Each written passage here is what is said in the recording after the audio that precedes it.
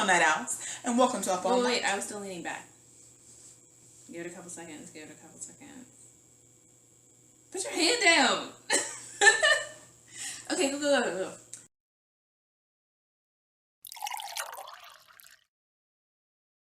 Good evening, Night Owls, and welcome to another episode of Up All Night, the only show where two college students decide that maybe looking at media through its social impact is more important than doing our homework. I'm Stacy. And I'm Ari. And rather than stay up all night and do my homework, I decided to make YouTube videos with my roommate. But enough of that. We're going to be discussing HBCUs tonight, which is especially interesting and important because both Stacy and I attend an HBCU.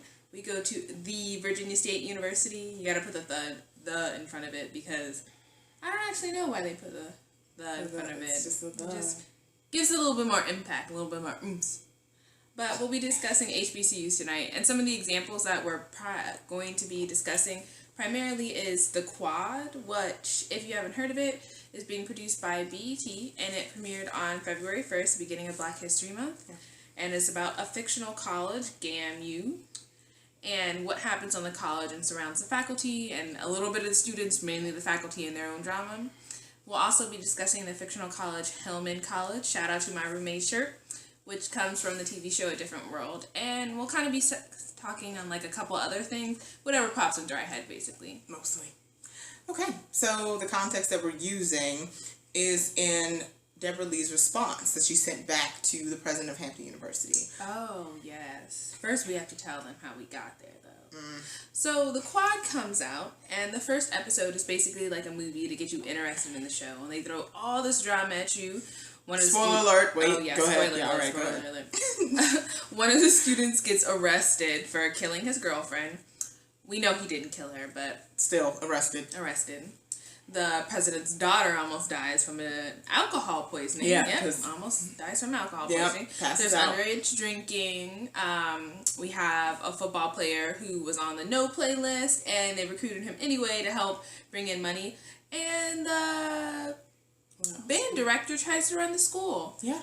And almost beats up a student. Well, actually, no, that wasn't him. That was the drum major. Yeah. Different person. The drum major beats up one of the students to the point that she is in critical condition, and we think she might die. So, just a whole bunch going on. Backstabbing. Yeah. and that's all in the first episode. We saw the subsequent episodes because the show is maybe on its third episode tonight. Yeah. So I've seen some subsequent episodes. So some more stuff we got in there. We have a donator, guy who graduated, who owns a strip club. Because you can't discriminate against where money comes from. But so. he has to. Okay. Let's see. And anything else? I think those are the main points that they just went back to back with it. Oh no! All the men in the school hate that a woman is running it, and they want to get her out. Yeah. Yep. And rather than working with her to make their school better, they go behind her back and get all the donors to stop donating to the school. So the water gets turned off. And she has to pay it with a personal check. Oh, she's also screwing the graduate student. How could we forget she was screwing it? HBCU life. That's what happens here, folks. President Abdullah is... Never mind. No, but so the president of Hampton University, another HBCU here in Virginia, was so upset about the show that he wrote a letter to the president, the CEO of BET, telling her that this is not a true representation of HBCUs, and HBCUs look so bad. It shines the black, puts the black community in such a negative light because it looks like that they're underhanded, they're willing to sabotage their own workplace just to get what they want, and it's overall not a positive outlook on what HBCUs are. And it's not a realistic representation at all. We do it. Period. And part of the problem with that is that, at least for me when I was growing up, watching any show that was on BET that had a college in it, and usually it was an HBCU, there's usually not PWIs or primarily white institution shows on BET. Watching them, some of them made me want to go to an HBCU, like A Different World, and others did not. And that's because I'm not a partier, I don't like drinking or smoking, and so when they showed all of that in the school, I was kind of like, that's not what I want to do. That's not for me. So anyway, I feel like we're getting off topic now. But so our main point is that he wrote a letter, BET responded, and so our video is basically responding to their response. So one of the biggest points that Debra Lee made is that it was a fictional story that's not representing any college. But the problem with that is that by saying we're not really representing anybody, but then saying it's an HBCU, by definition is now saying it's a representative of HBCUs, which includes all HBCUs by definition. And back to your point about when you see a show about HBCUs, you assume this must be what HBCUs are like. And everything comes from a grain of truth. So even if it's not a true representation, this doesn't actually happen at HBCUs, clearly you got the idea from some HBCU. That you saw in the news or in the newspaper or something? On Facebook probably. Yeah. They put everything on Facebook. But yeah, so that's one of our main points, that you can't just say it's not representative of a college if you're going to make it representative of a genre of colleges. Especially a genre that has trouble getting people to enroll anyway. Yeah. Because of the bad reputation that they give us. You're making the reputation worse. So our next point would be where Anika Noni Rose addressed that. Oh. And she is our main character in the show. She's a president of GAMU. Shout out to ladies doing big things out there. Or screwing graduate students. Oh, yeah, not really. I take that back. Yeah. Kind of doing big things. But on the... Depending on how big. Yeah. Never mind. So she said... Anyway, her quote was that it was taken straight from the headlines of some things that are going on in HBCUs. And so, okay. Fine. Fair. Yes. On the headlines of an HBCU newspaper or media, they are always talking about all the negative things that go on in HBCUs. I can attest to that. They never tell you about the good students or the dean's list. But that doesn't make interesting news. It doesn't. Of course not. Who wants to hear about successful HBCU students? Black kids? Nah. It's much more interesting to hear that at the apartments at our college, somebody got shot. Were they a student? No. They never go here. No, you know what? Actually, I take that back. The show was actually really, really relevant in that the girl who got killed did not go to the school. So you know what? I take it back. Yes. Take it back, because that happens all the time. Plus where somebody one for nearby. them. So you know what? Point. Fair. Okay. Fine. But anyway, the point is that they squished all of the happenings into about, I don't even know what that time span was. I don't even know what they were doing.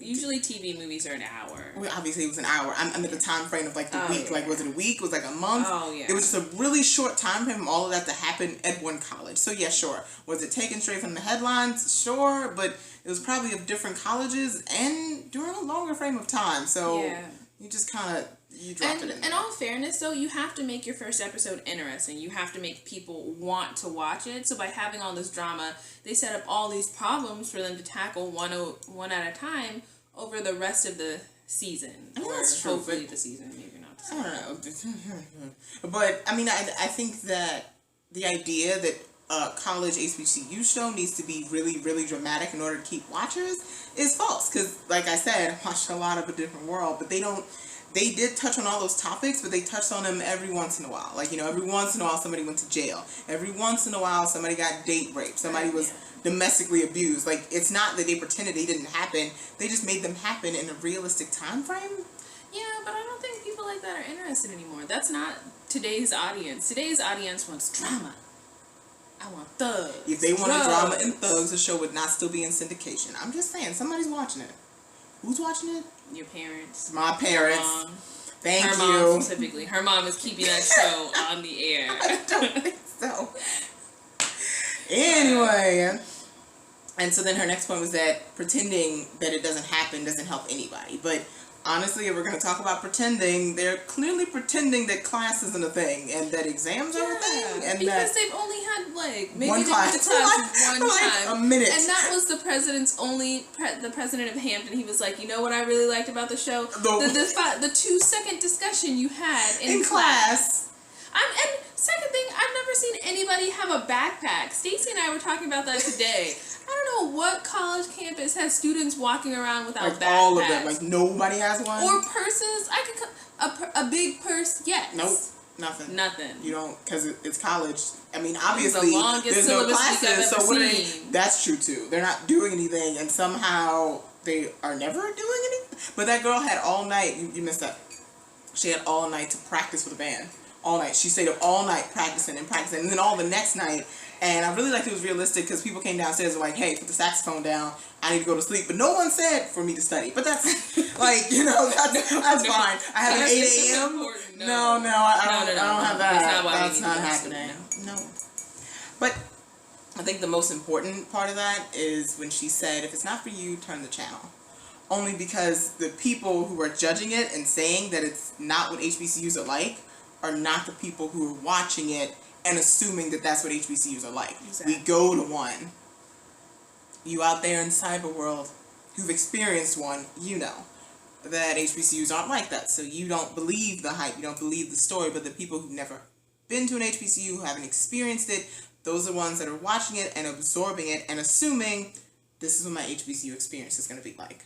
And people are different nowadays. Rather than go out and search for information to find what's correct and what's the truth, a lot of times they take the 3 grains of salt from the television show they see and call this their truth. So it's dangerous to portray this as an HBCU. And I think, honestly, I would prefer if the show was set at a PWI, a primarily white institution, because this, like, there's so many of them. I think you can fairly say, well, this isn't based on any college. There are thousands of colleges all over the United States that are PWIs. You could do that. However, you could count the amount of HBCUs. Like, okay, actually, there are quite a few HBCUs. It's just how many HBCUs are there? I don't know, like 100. Don't put me on blast. It's somewhere near 100. I don't know. Black people. I don't know. The fact that she knows that it's somewhere. How many colleges are there? Can you take a guess on the amount of PWIs there are? Well, that's different. It's also racist because I'm a black person, so they're always like, yeah, black people. And then I have a sweatshirt with them all on the back, so I know. Can you guys take a guess on the amount of PWIs? I can guesstimate the amount of HBCUs. That's because there ain't that many, because racism, and we don't want black people to go to college. But anyway, so I mean, just to overall wrap up, I think that they could have gone a different direction with the show. I mean, a lot of the things that happen in Different World, how they were able to break up the plot, how they were able to keep you interested and show you class and them eating and just being students, while also being in the band, while also being on the football team. The point of the school is the academia. And even if we're going to put it in, like, modern context now, I definitely think they could have just, like Stacey's saying, spread it out. But you could make it more realistic, less about the drama and more about the story. Because the story is interesting, and it has this great potential to be really inspiring, watching this college come up from almost being on the brink of closing and be really successful, hopefully that's what we'll find out by the end of the season. But rather than throw us in all this drama and all this backstabbing and all this negativity, why not make it be inspiring? But I guess we'll have to finish out to know that, so.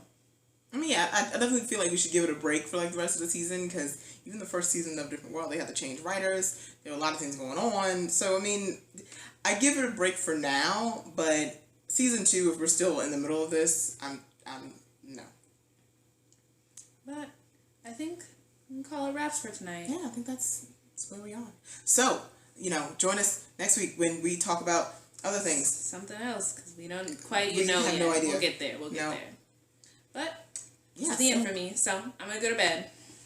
Hello, Night Owls, and welcome to Up All Night. Wait, I was rubbing my nose. Why did you start when I was rubbing my nose? I said, are you ready? And you said, okay, sure, buddy. I'm ready. I'm so ready. I'm ready.